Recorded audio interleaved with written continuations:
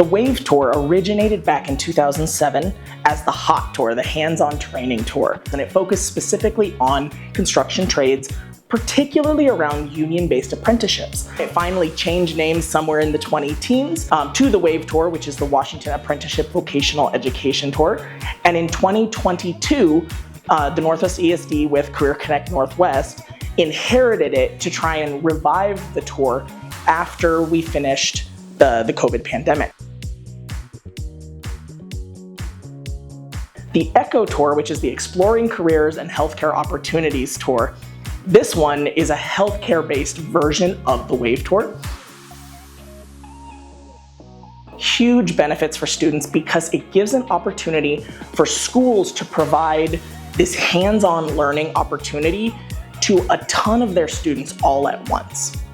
Students get to come in, they get to actually talk to someone who works in that field to be able to help someone understand what might it look like to enter that field.